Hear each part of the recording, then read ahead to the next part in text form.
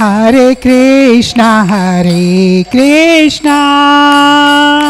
Krishna Krishna, Hare Hare, Hare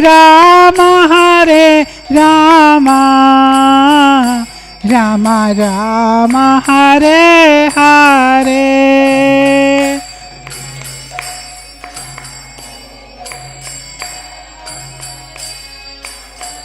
Krishna Hare Hare, Hare Rama, Rama Rama, Hare Hare.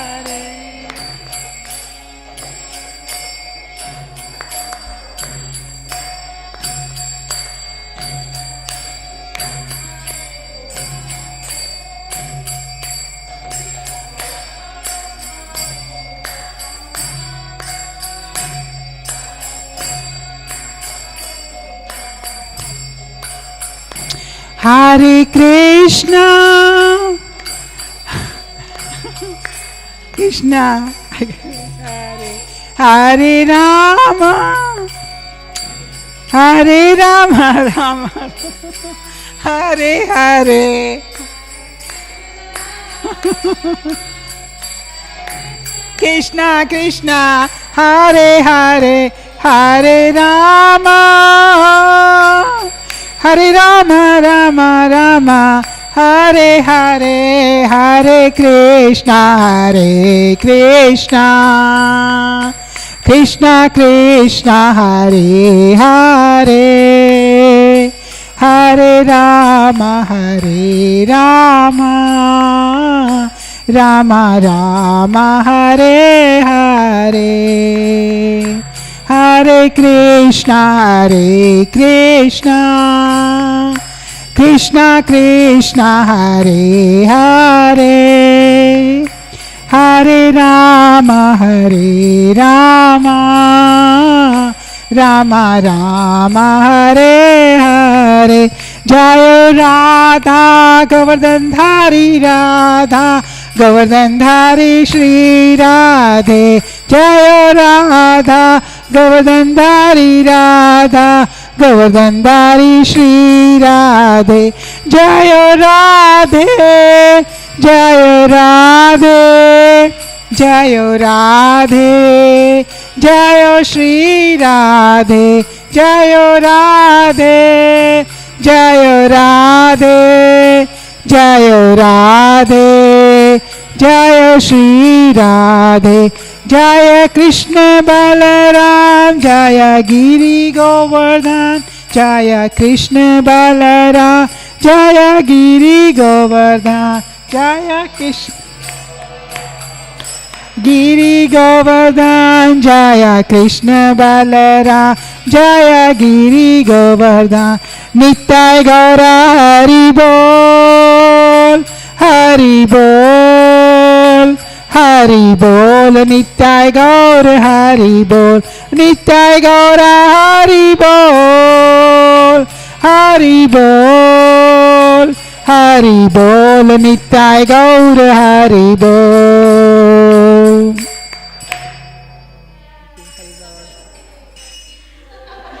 This is first time ever. Yeah. Yeah. Thank you so much for doing it. Yeah.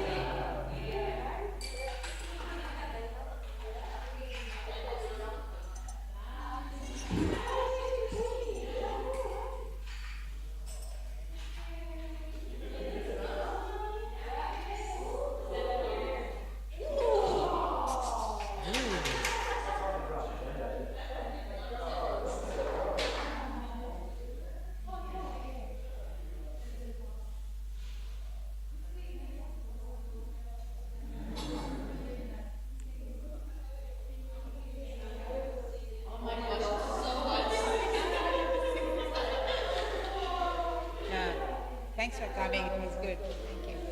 It's a good timing if you could. Do you like why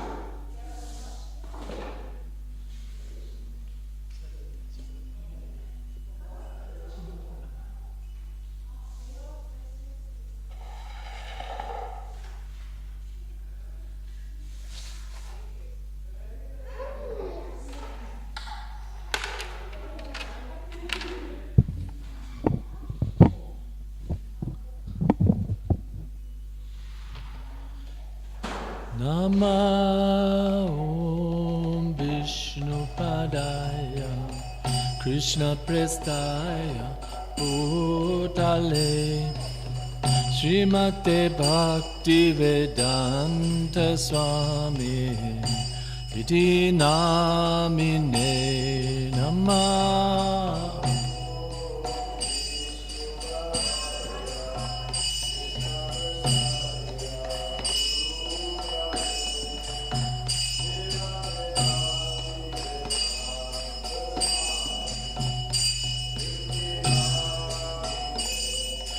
Namaste Saraswati Deve Gauravani Pracharine Nirvishesha Shunyavadi Paschatya Deshatarine Namaste Saraswati Deve Gauravani Pracharine Nirvishesha Sunyavadi Paschatya Deshatarine Jai Shri Krishna Chaitanya Prabhu Nityananda Shri Advaita Gadadhar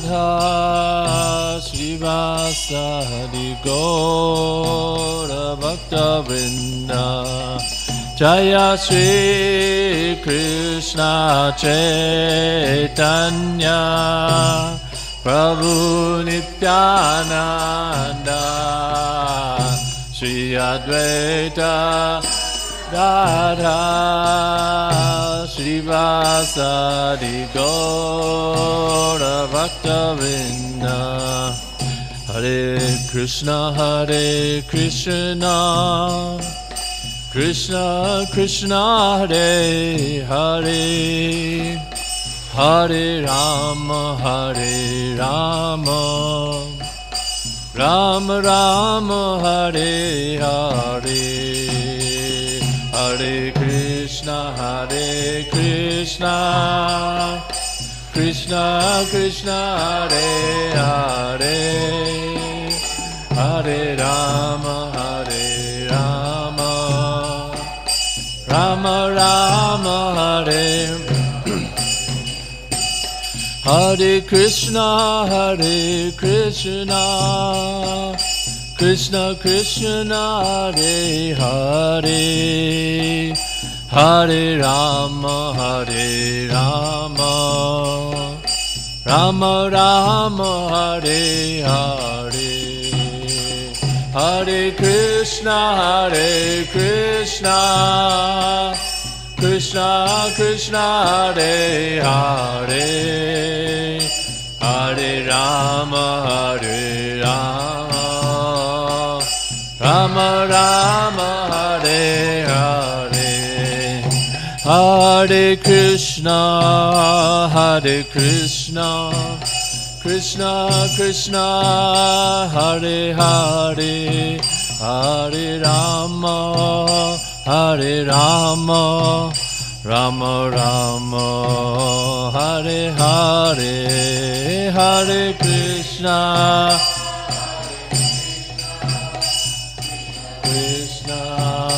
Hare Hare Hare Rama Rama Rama Hare Hare Hare Krishna Krishna Krishna Hare Hare Hare Rama Rama Rama Hare Hare Hare Krishna Krishna Krishna Hare Hare Hare Rama Rama Rama Hare Hare Hare Krishna Krishna Krishna Hare Hare Hare Rama, Hare Rama, Rama Rama, Hare Hare, Hare Krishna, Hare Krishna, Krishna Krishna, Hare Hare, Hare Rama, Hare Rama, Rama Rama, Hare Hare, Hare Krishna, Hare Krishna, Krishna Krishna, Hare Hare, Hare Rama, Hare Rama, Rama Rama, Hare Hare, Hare Krishna, Hare Krishna, Krishna Krishna, Hare Hare Rama, Rama Rama, Hare Hare, Hare Krishna, Hare Krishna, Krishna Krishna, Hare Hare, Hare Rama, Hare Rama, Rama Rama, Hare Hare, Hare Krishna, Hare Krishna, Krishna Krishna, Hare Hare, Hare Rama, Hare Rama, Rama Rama, Hare Hare. Jai Sri Sri Radha Govardhan Hari Ki Jai, Hare Krishna Mahamantra Ki Jai. Okay, so welcome to the Thursday evening class, Bhagavad-gita class. Has everybody got a Bhagavad-gita? So,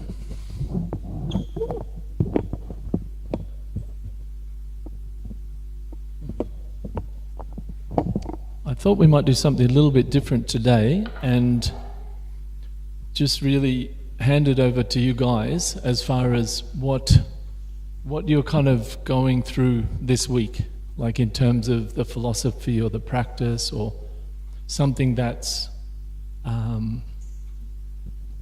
that's come up that's like an obstacle or difficult, or something that's really inspiring, something that you've found out, it's like, wow, I didn't realize this before. So can we get another mic? Good, Julian, could you grab the other mic? Thanks.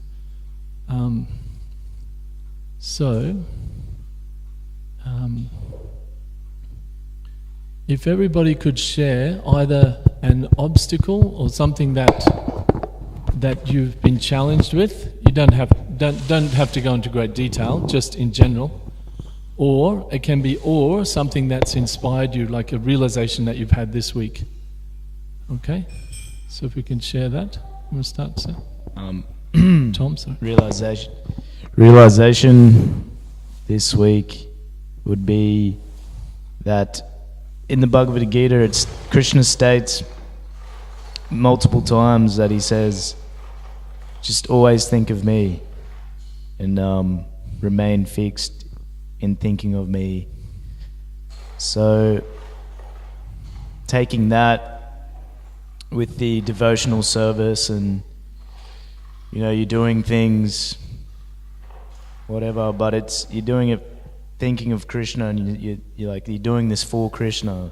For instance, like I'm milking the cows, and it's really nice service, and just the thought of wow, this milk goes to the worship of the deities, and that kind of brings just like an ecstatic energy, I guess. And he also too, like the Maha Mantra is direct connection to Krishna. So therefore, we have the mind as always like a bubble there around, just kind of in our lives, but it doesn't really necessarily help us in any way, this mind bubble. So just kind of, just when you, bubble. Yeah, just like when I find myself getting caught in the mind, to just bring it back to the Maha Mantra. Yeah. Even, you don't have to physically say it out loud, but just kind of have it playing in your mind. Excellent. So basically, in a nutshell, Krishna is saying, think of me. And when we do our service, we have to, or if we can, always come back and think about how it's connected to Krishna. And the example, very nice example you gave, was milking the cows. So we could just be there milking the cows, saying, oh, it's so nice, the cows are so nice, it's so natural, I'm here in the countryside, it's early morning, all of those things. And they're all true, they're all real, they are real, that's the situation. But then when we think, okay, how's this milk is going to come and be offered directly to Krishna. The Pujari is going to come, chant sacred mantras, and offer this milk to Krishna, Radha Krishna. So then that connects it, right? Then it goes to another level, right? And that's that verse that you said, Mamana Bhava Mad Bhakto, we'll talk about this verse, of always think of me, Krishna says, and how to do that is the Maha Mantra, right? And you gave a nice example that the mind bubble, you said, so it's like a bubble, like a working, I don't know if you've ever seen those, I think it's some kind of like kids toy or something, they had this like a big bubble that they go and then they kind of like roll around the lakes and stuff, and I don't know what that's called. So our mind is kind of like that, right? And if our mind is filled with all grungy, yucky stuff, we're covered in this bubble, just surrounded by all this yucky stuff, it's just, right? But it's actually a bubble we're carrying around. So it's a good thing to meditate on, right? And if we want to see the world in a more positive light, more clearly, with more realization, we have to work on that mind bubble that we're encased in. And you gave the answer is the Maha Mantra, right? By chanting the mantra, we can clear that bubble. There's a constant clarity. So very nice. Thank you, Tom. Does anyone else like to share? Yeah. You have a share? No, you go. Let Govinda can tell me anytime, that's right. He's 24/7 telling me his realizations. Very nice. That's right. He can tell us a bit. You go. What's your name, sorry? Joshua. Joshua, yeah. Thanks, Josh. This is in regards to an obstacle. Yeah. Feeling quite a lot of anger and violence, especially toward a particular individual. And yeah, it just looks like a snake to me, just real beady little eyes, and I just feel like there's not much good in there, you know what I mean? I can just feel the negativity from that person. And feel like I've got to restrain myself sometimes, you know, like I think Yudhishthira said, you know, sometimes virtue might look like vice, and vice might look like virtue. I'm like, maybe I'll do this person some good if I get violent with them, you know? Just being real honest here, you know? So, yeah, maybe just some thoughts, some strategies on how to navigate that. The first thing, and there's different levels of this. There's the immediate experience, the visceral experience of these negative emotions. And when we're kind of like people who are addicted. We're addicts. We're addicted to these negative habits and emotions. And when we're in that, like if someone's addicted to something, there's not much use in just telling them that's bad for you, because they have a visceral emotional reaction to it. So on that level, we have to have certain strategies to deal with it in the moment. If we're feeling so negative and angry that we almost want to physically hurt someone, then we have to have strategies. We have to just stop. We have to separate ourselves from the person, you know, because it's extremely damaging to our spiritual life. We just can't stay in association of devotees if we commit such offences. There's three kinds of offences, you know, offences in the mind, we're thinking bad things, then offences in words, we say something offensive like, you know, you're a something, whatever, and then there's physical where we actually do. So the physical is the highest level of offence, so we have to avoid that at all costs. So in the moment, the philosophy, we can talk about philosophy later, but we have to just have some strategies to say, all right, I just need to calm down. I need to separate from this person. I just need to put my mind somewhere else. Our mind bubble, as Tom was talking about, has become filled with anger, and we need to deal with that anger. Now, that anger is whose problem? It's our problem, isn't it? The other person may be doing this or maybe doing that, whatever, but if we're angry, we need some strategies to deal with that, right? And we have to say, all right, not saying that people don't do things that are, in a mode of ignorance that sparks us, that's there, but ultimately we have to have strategies to deal with it. So that's the immediate level. We have to have some strategies. Now, secondly is the understanding that once we've cooled down, once we've got some distance, then we can understand. All right, now let me try to understand this philosophically. One way to think about it is that the pure devotees, so a person whose mind bubble doesn't have any material attachments anymore, Ichcha Dvesha, they don't have attraction for this, they don't have repulsion to that, right? Now, Krishna talks about this in the very beginning of Gita. He talks about when you're free from the attractions and aversions of the world. So this anger at somebody, that's an aversion. We're so averse. We find somebody so horrible. I can't even be with you. I can't even talk to her. That's an aversion. Now, pure devotees don't have any of them. They have no attraction to material enjoyment, but they also have no aversions. So we can understand that for pure devotees, they see everyone else as a pure devotee. And that's something we can meditate on. Now, how is that possible? How is that? Well, it is because they have no attachments. They're not attracted to anybody, to get anything. They're not averse for anyone. They're not annoyed or angered by anybody. So they don't actually see this material conditioning that we all have. They don't actually see that. They're just not tuned into it. They're not affected by it. It doesn't affect them. Like somebody with really long stilts or something. Let's give a simple example. They're so tall and you might be throwing things around and we're all getting our legs wet, whatever, and they're like standing up 10 foot tall. It's just not in their reality. So if we meditate on that, we can understand that when we're really affected by other people, what's actually happening is they're activating our impurities in our mind bubble, in our mind, in our emotions. So something they're doing is triggering what we have. Yeah? Now, that's not something that's very helpful in the moment. It's like if somebody's being traumatized and you come and say, oh, it's just your karma, Prabhu. It's like, no, that doesn't help. In the moment, we need some strategies. We need to separate ourselves, take some deep breaths. We need to deal with that anger.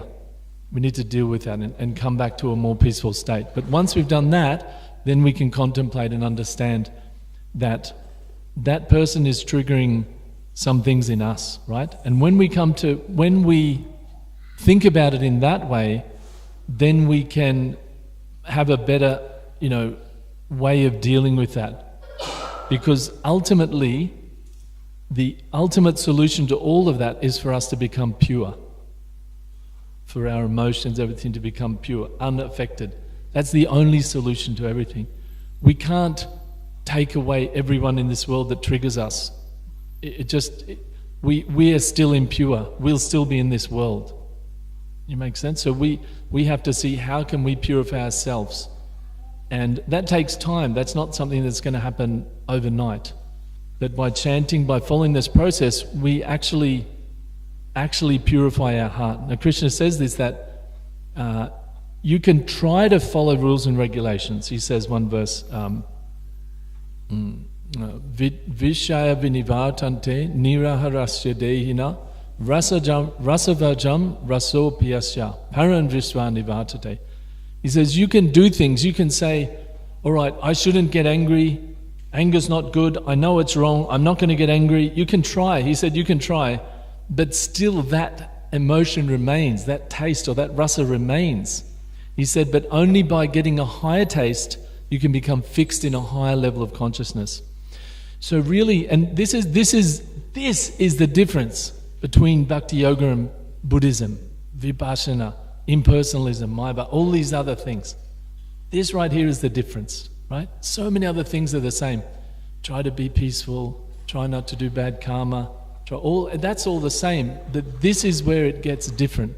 Because with Bhakti Yoga, the focus is not on giving up things. It's not on giving up anger. It's not on giving up greed, giving up lust, all these things. The focus is on getting love for Krishna, getting spiritual love, getting a higher taste. That's the focus. And when you have that higher taste, Krishna says these other things just naturally fall away. You see this 4-year-old boy here. Now, he might have a little stick and he's super attached to it. This is my stick. You try to take it off him. He's got a whole world around that stick. He's got all his emotions caught up with the stick, right? But you go and give him a chocolate ice cream. See how quickly that stick drops. We're all little 4-year-old boys and girls, right? That's how we attain. You're welcome. Welcome, come. Come. Hare Krishna. Hare Krishna. Thank you. So we're all like that, and Krishna's saying, Param drištva nivartate. So, like I said, firstly, we need some strategies to make sure we don't be so offensive that Krishna kicks us out of the association. We have to have some strategies to be able to be humane and, whatever. But secondly, the real thing is we have to develop a higher taste, and that comes from getting a taste for chanting, getting a taste for prasadam, especially chanting. Japa, I've noticed you guys are really nice. With many of you come early in the morning and you're chanting for a long, at least an hour, 2 hours in the japa period. That's how you do it. That's the hard yards. That's what you're doing. If you're coming here and doing japa and trying to get a taste of that, and your mind is going to go all over the place, 100%, because for thousands of lifetimes it's traversed the universe. Tried this, tried that, tried to embrace that, tried to get rid of that. This is what our minds have been doing. And now we say to the mind, all right, just sit over there. Just sit over there for 2 hours. I'm going to sit over here and chant this mantra. And the mind goes, no, I'm in control. But they're the hard yards. And when we chant nice japa, we get a taste for chanting. Kirtan's also wonderful. Kirtan's also wonderful, of course. This is a Sankirtan movement. But japa is just the holy name. There's no dancing around, there's no instruments, there's no tune to engage our senses, it's just the holy name. Now, if you can sit with that Hare Krishna mantra for an hour every morning, your mind bubble, your mind is different for the whole day. So bit by bit, and some days we get good. Sometimes we go, I'm getting something. The next day we fall down again. But that's the process. That's real progress. My spiritual master would always say, and I always remember when I was a new devotee, he would say that if when you're in the beginning stages, if you have struggles, you find it difficult, you overcome, he said that's good because it means you're actually in the process. You're actually doing something. If you're coming as somebody that's come and say, oh yes, oh no, it's so wonderful, I'm so blissful, I'm getting so advanced, I feel, then they're not in it. She's laughing, right? Isn't it?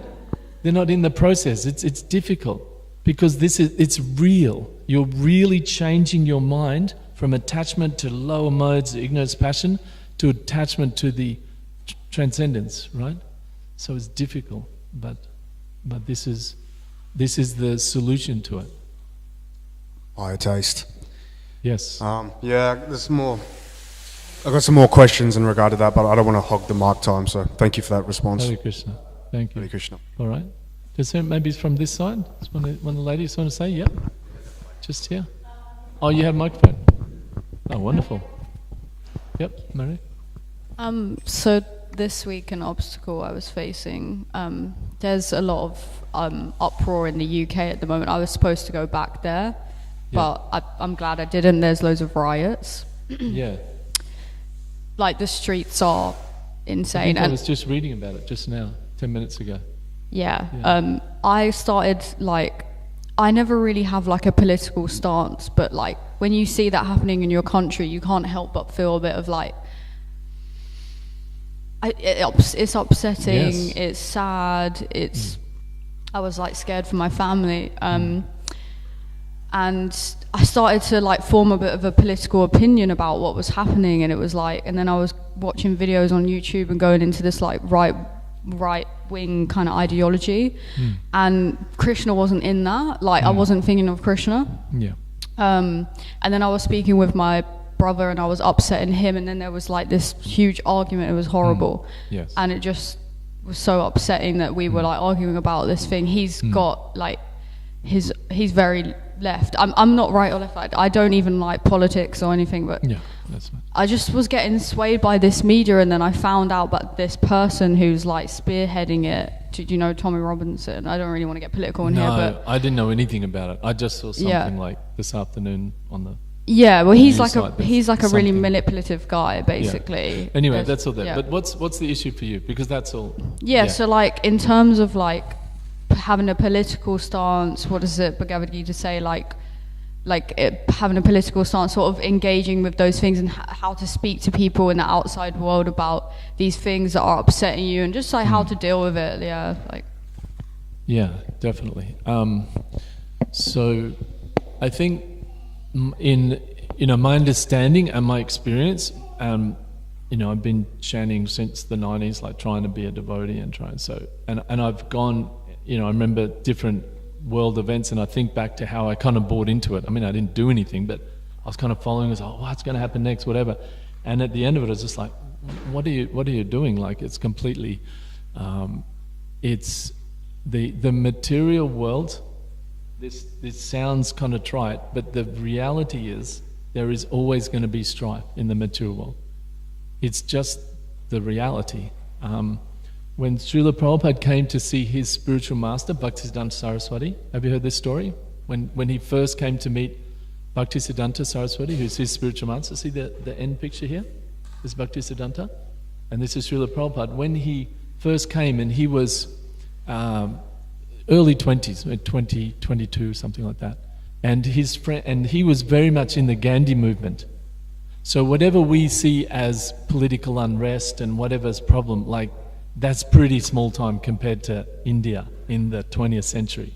The British powers were there doing everything. The people there was really, really intense things happening, like hundreds of thousands of people being killed in different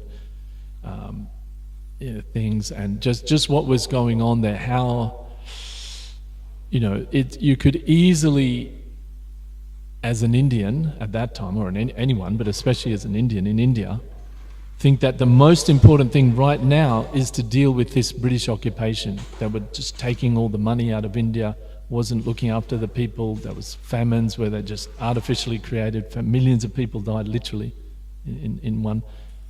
So he came, and his spiritual master said, you should take this Krishna consciousness all around the world. And Srila Prabhupada, as a young man, said to him, I'm a follower of Gandhi. Surely we have to get the country liberated first. We have to have political independence. Indians have to have their own country, and then we can talk about other things. And Bhaktisiddhanta Maharaj basically said that there's always going to be ups and downs. He said there's nothing is as important, nothing can wait for Krishna consciousness. There is no good time for it.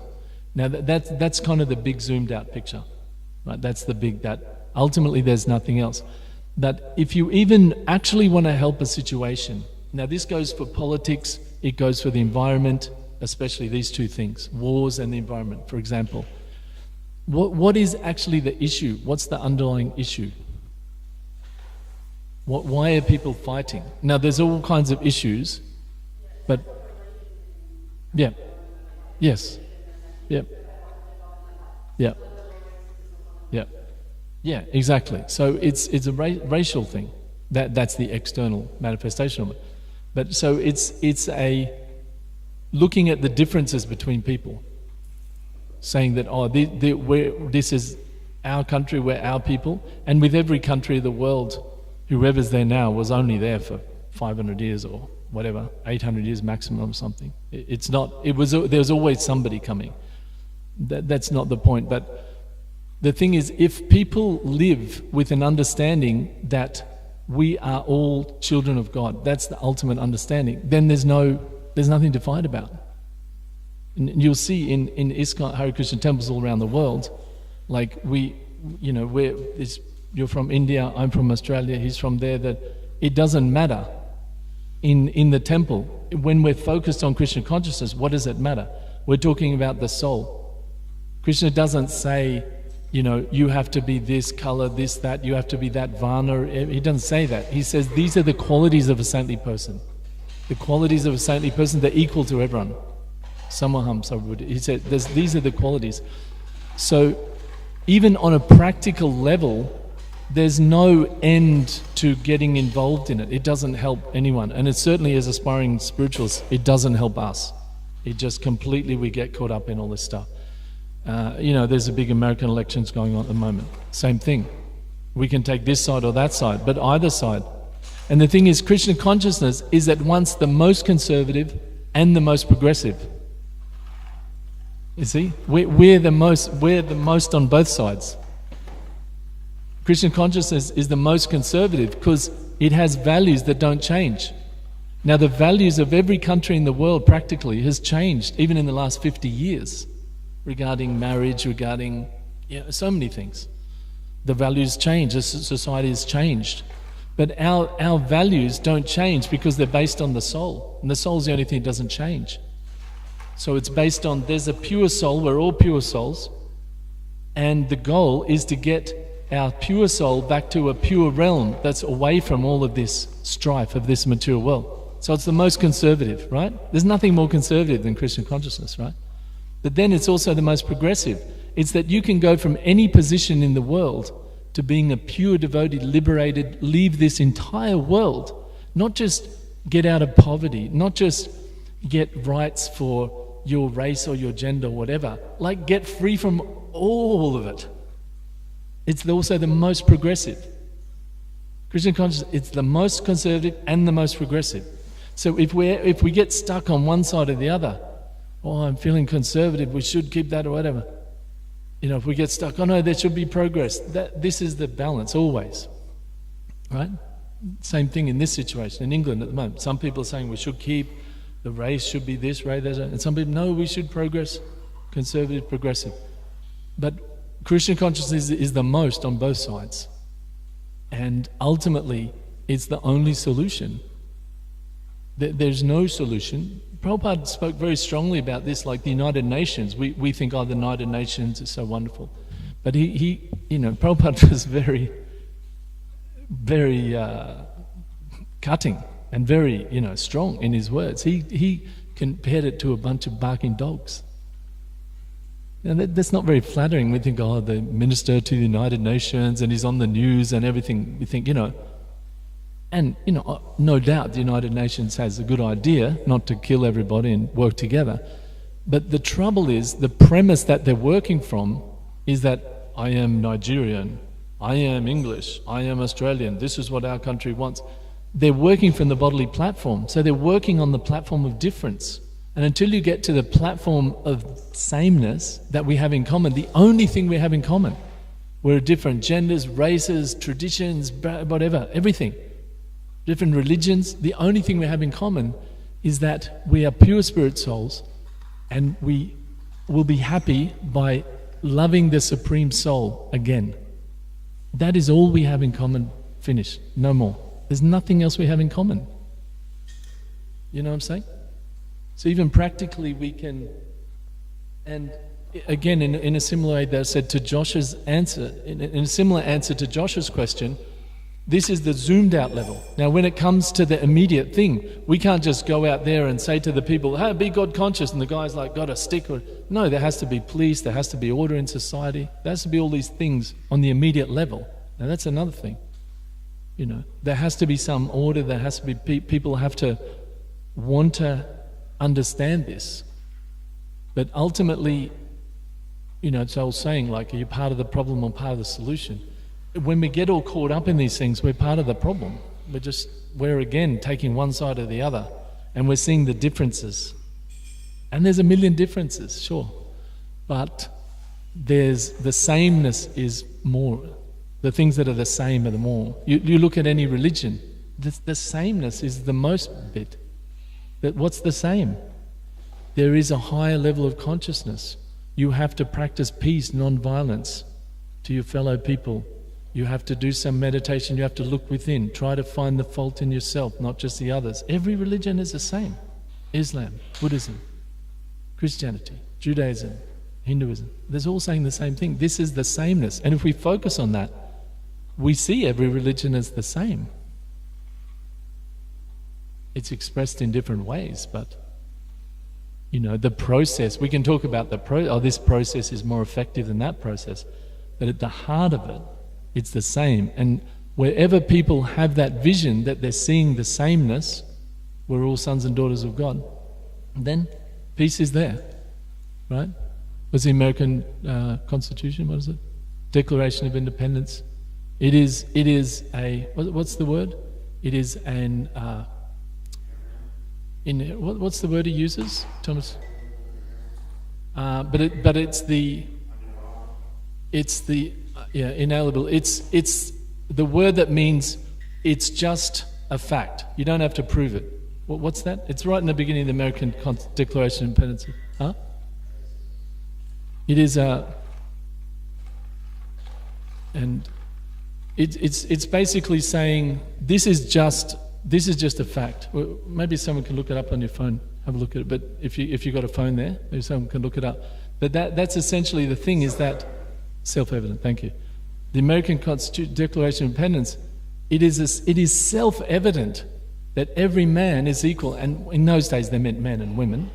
Every man and woman is equal under God. It is self-evident, right?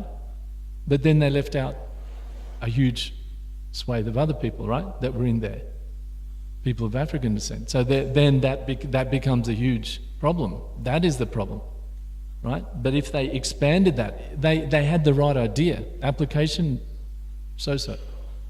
But they understood that. That is, it's self-evident that everybody is equal under God. That's where the equality is. You take out God, you take out source, supreme spiritual source. Hey, you can talk for hundreds of years about the differences. You can focus on the differences. The government are just people. They're just like us. Rishi Sunak, then they kicked him out. Now there's somebody else. There before him there was somebody else. That lady lasted 20 days or whatever. They're people just like us. It's not like the government is something separate from reality. The government is not based on that now. That's the problem. When government is based on everyone is equal under God, that's the idea of equity, not equality. Like equity means everybody gets what they need. If someone wants a simple job where they can work and get a good pay and they're looked after, they should get that. If someone has the ability to protect hundreds of people from invading people and protect peace and society and be a big police or whatever, they should be able to do that. But ultimately, so they've forgotten that. That's what you get. It's very sad. It's very unfortunate. But this is the only solution to it. Us jumping in there with all the, drowning people, then we also drown. But if we, okay, yeah. But it has to be done with compassion, especially at the point in time. And it's always difficult dealing with family, because family they see our most materialistic side or something. They see the difference. You're my sister, I'm your brother. It's like based on that. And we're trying to go to some other level, and they're like, no, I'm going to treat you. So it can be very challenging. So there's one very nice verse sort of related to this, very related to this, where Krishna says in 11th canto of Bhagavad-gita, he says that when dealing with family, sometimes you have to just nod your head and go, yes, okay, and then do what you want to do. That's Krishna himself. That's his advice, 11th canto. Yeah, 11th canto of Bhagavatam. You can always just empathize. Wow, I understand how that must be so hurtful to see your friends in hospital, or that this person died. Wow, I'm really sorry to hear that. I really pray and hope that everyone is able to come to some peace with the situation and work together. We say those kind of things. And that's the best we can do. Sincerely pray for them and offer sincere, wow, that's horrible, wow. But then ourselves try to get the higher taste, be on a higher level. Okay? Thank you. Anybody else like to just talk about some challenges or something? Yep? You want to? Yep. No, you go. You go. For me, this past week, I'm at like the beginning stage of immersing myself with the philosophy, and I picked up very recently that I was developing this really subtle spiritual ego with how I was getting a bit more judgmental of others in my life outside of the village. Yeah. And I didn't think I would like so much. I was just lacking a lot of empathy because I was looking at their choices and actions and what they were saying with like, oh, that's so material of you to say. That's so impersonal of you. So I'm really glad that I could pick that up. That it was very subtle. That I was automatically thinking of these comments. Yeah. And I have to really ground myself with that. That was me like 2 weeks ago that say that. I was about to say that's exactly the thing. I think is it the Bible as well? Something like, "There, but for the grace of God, go I." Like like literally. Yeah, I think that exactly the same thing. And I've been doing this for a long, long time. But sometimes I think that was you. That like you were doing exactly what that guy is doing. Yeah. How can you say? What the heck are you judging him for? Exactly. So I'm sure that's there's good probably that you just got to catch it. Yeah. Sometimes we don't catch it and we go on for a while and then we go, yes, I'm so superior. So that's really good. Like Fantastic. I'm sure that that line about you're lower than the straw. What was that? Hey, something about the straw. Just stay as humble as possible. Yeah. Yes. Yeah. So I'm trying to ground myself with that. Yeah. I guess it's always just part of the journey. I have to accept it and always just stay aware of this judgment. Yeah. It's exactly. It just gets finer and finer and finer. And again, like we can always compare what are the symptoms of a pure devotee. In pure devotee, they don't find any fault in others, but also a pure devotee, they feel themselves the lowest. Like they don't just say that, but they feel. And sometimes we say, well, what's the difference between that and low self-esteem? Well, the difference is that low self-esteem is in relation to us. We're looking at everyone and going, oh, I'm so bad, I'm such a bad person, whatever. But humility of a pure devotee is in relation to God.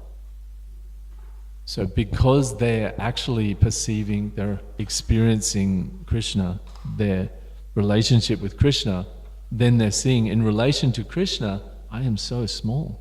I am so insignificant in compared to Supreme Spirit, which is everything. So then they go, oh, well, I'm nothing. But that's a very positive emotional state because it's a connection to higher power. It's connection to Spirit, to Krishna.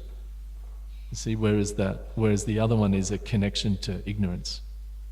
Low self-esteem is a very big difference. So, yeah. But thank you for sharing this. That's a really, that's a struggle, ongoing. How to be humble. One time they said to Prabhupada, how do I be humble? And Prabhupada said, be humble. Just do it. Just don't. But let's tease that out a little bit. What is humility? Because you can scientifically analyze it, right? You have to. It's a science of bhakti yoga, right? Why is it a science of bhakti yoga? Why does Prabhupada call it a science? What's a science? No? Yeah. Hang on. Let him say.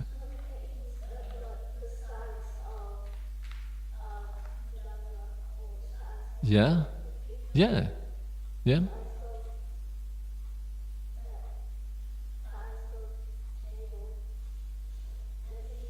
Science of the table? Not sure what the science... But everything has a process, right? There's something. You play Madanga, you learn the first beat. Te de keta, right? There's a science. You learn that, then you'll be able to go like that.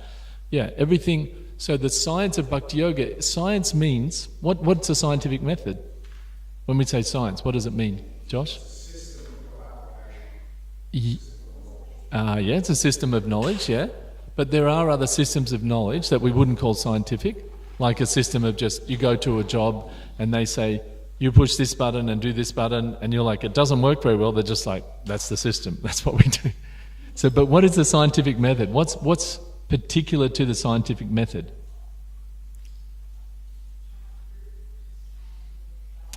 Validate, yeah, we're getting there. Yeah, getting there. What is the scientific method?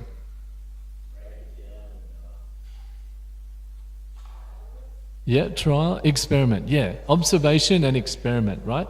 Observation, experiment, hypothesis. So we have an observation, or it can be observation, hypothesis, experiment.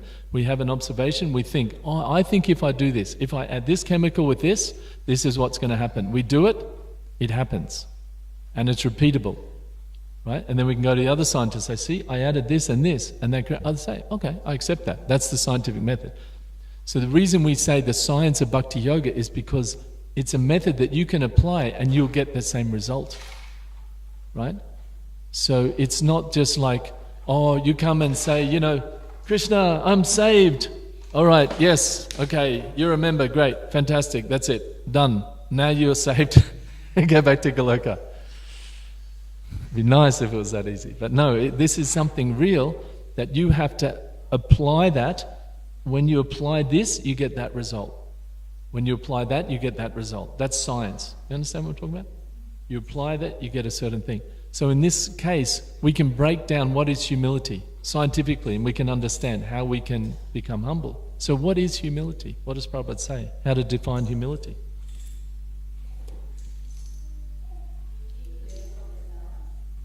Not really. That's not the definition Prabhupada gives. What's the definition? There's a key definition he gives many, many times. Anyone else? You're second initiated. You're like, you can have last chance, but you're second initiated devotee, so you should know all this. So let these people. Yeah. Yes, very good, very good, very good. Now we're getting very close now. We're getting very close now. Thinking more of others than yourself. And what particularly about others in relation to ourself is the sort of hallmark of not being humble? What do we know if what is not having humility? What is it? What is it to do with others and ourselves? Yeah. Yeah. And there's a more sort of external, practical way that we can work with, and we can also use it to understand how we're developing in humility, because we can actually see what we're doing in certain situations compared to how we used to do things. Yeah, that's definitely. Yep. Yep. Yep. Yep. We're getting closer.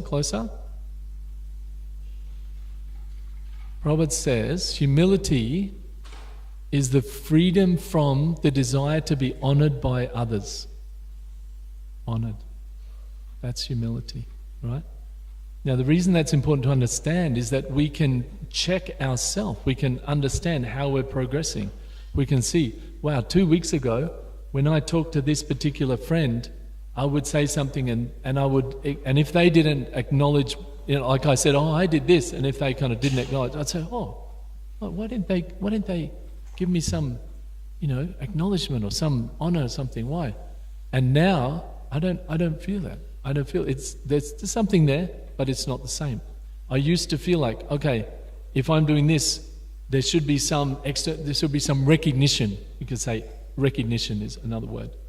So this is what humility is. Now, why is a pure devotee humble? Why are they free from the desire to be honored by others? Others means other people in this world. I'll give you a hint. Why are they free from the desire to be honored by others in this world? Why doesn't it affect them? It certainly affects us. Right? Isn't it? Like reality. Isn't it? And people say, wow, you did so good, Bhakti Tom. That was amazing, man. That was so awesome. You're just like, unaffected. No, it affects us, right? We feel that. But why are the pure devotees, why aren't they affected by what people say here? Yeah? Exactly. That's exactly it. It comes back to the same thing we started with, right? That higher taste. When we're fulfilled with love for Krishna, when we're having a relationship with Krishna, Doesn't matter what everybody else does. Now, of course, we're devotees. We need other devotees to help us. We need that sadhu sangha. That's important. But on this level, that's why pure devotees are not. They're not worried about honor, getting honor in this world, because to them it's meaningless. Look at all the politicians and people, big big companies, heads of big companies, and trying to achieve so many things in the world. They're really invested. Have a look at when they do their TED Talks. They're like invested. They're like how everybody's reacting, what's going on. They're really affected. They need the investors to be impressed so they can give them money to do that. It's like they're fully invested in this world. The pure devotee is not invested. $0, 0 stocks. They have no investments in the material world. Right? They don't care. They're fully invested in Krishna. So this is like the same point we came back to, right? Why we that original question that you had about why we don't as we progress, humility means we don't desire to be honored by others, and we can check that. And coming back to the original thing, that can only be because when we want to get loved, but when we are exchanging love with Krishna, with Supreme Source, with God, with the ultimate beyond, only then can we get free from this. And to the degree that we're exchanging love with Krishna, we don't need the love of this world, as you said. We don't need the external validation. That's just literally what it is. It's literally that. All right. Super excellent points. And did you have any points here? Did you want to share something? Yeah. About something that came up for you this week, positive or challenge, either way? Yeah, well, good, because some people watch on the internet, and there's usually, I think last week there's 30, 40 views on this afterwards. People watch it afterwards even. Then they can hear your question, your realization. What's your name, sir? My name's Aiden. Aiden, cool. I had this moment where I had a couple of realizations. I guess the one that was kind of standing out to me the most was kind of going along the lines with the anger, sensation of anger. And I felt like a lot of despair when I thought of my relationship with Krishna. And I felt kind of the opposite of humility. I don't know, maybe. I just felt I felt so insignificant, like I didn't really feel like any of it really mattered. Like even if I didn't feel like my liberation mattered either. Like I just felt like there was no point in even being in control, because I felt that everything was in Krishna's plan no matter what. And whether or not I'm liberated or not by my means or his means, it didn't make any difference to me.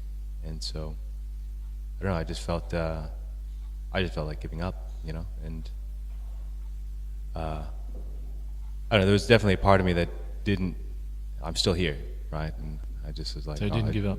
Yeah, I didn't give up. I was just like, fake it till you make it, man. And then, so I just kept showing up. But I don't know, it felt like I was touching into something that was like from my old self that was, I don't know, I feel like this whole process here is a lot of like of my old bubble, just coming up and moving through me, and it sometimes feels really violent, or like, I don't know, even physically I feel things like moving through me, and it just makes me feel ill, even though I have no reason to really feel ill here. Yeah, that's something. You should be able to be at a stage where you can keep going. So you shouldn't push yourself so much with whatever it is, whether it's trying to be so strict about doing this and that and everything. You shouldn't push yourself to the level where you just give up altogether. It's a long process. We've been in the world for, millions of lifetimes. And so every little attachment we have, we not that we have to work through every attachment over the last million lifetimes, that would be some kind of torture, but still, Srila Prabhupada gave the example that when you have the fan spinning, when you pull the electricity out, there's no more energy going to that fan, the fan being our karma, being our desires and our all these material involvements. But still, that fan is still spinning for a little while, even though we pulled the plug out. So that's what we have to deal with.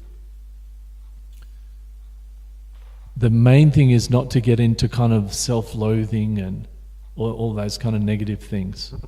Because this negativity, it might have come from something we did in the past. It might have come from some spirit or something that's really malevolent, that's just trying to attack us, or it might be some person or some animal that's just who does something to us that's really out of our control. We don't know where it comes from, and it doesn't really matter.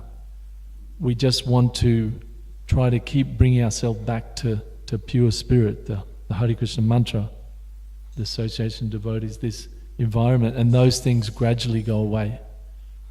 But we shouldn't identify too much with it.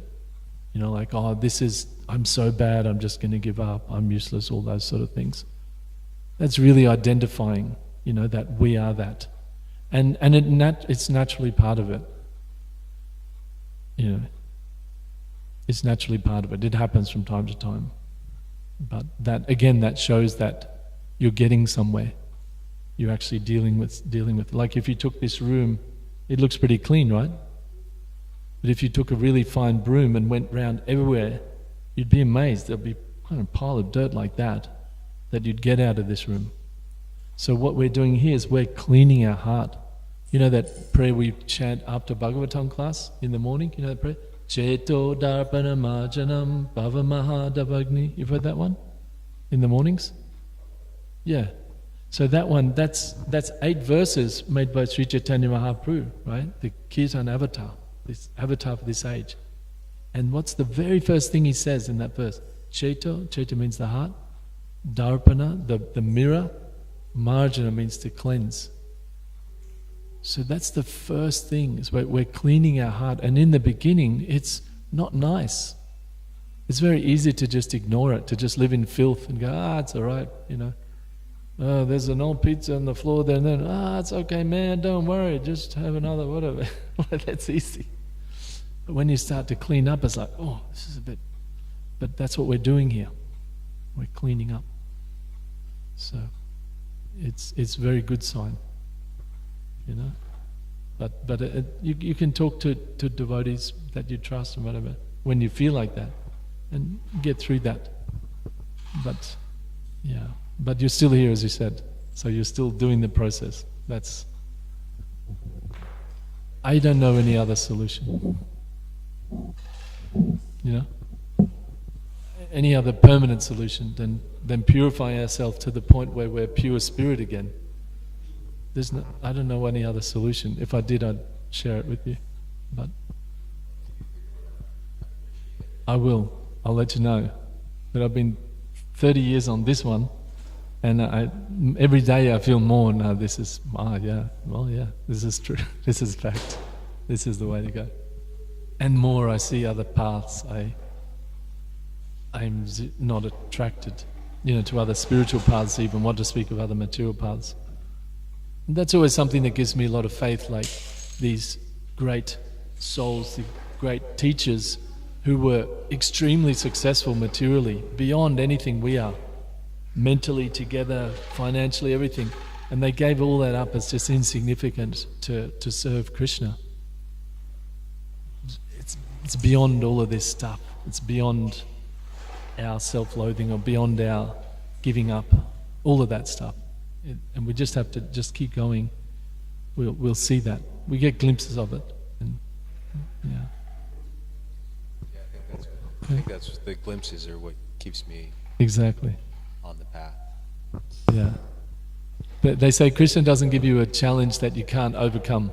He won't give you a test that you can't pass. So they're like little tests. Oh, here's this. Do you want this? No, I'm serious about my spiritual path now. Oh, that's good. Okay.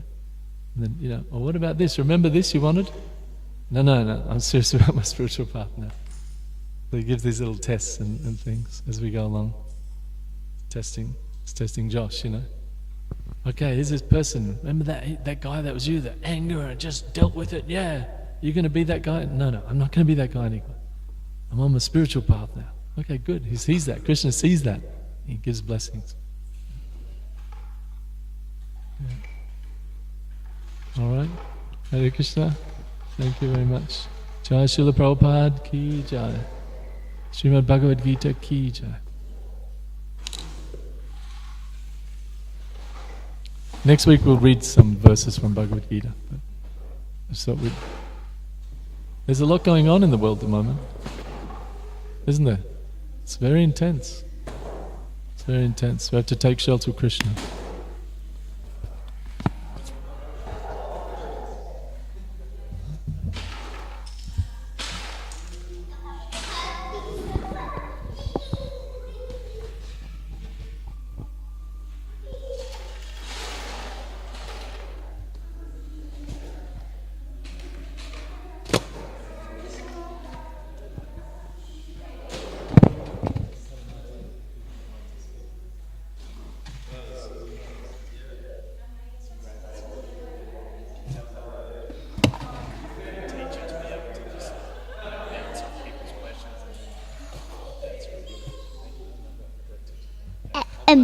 Hello?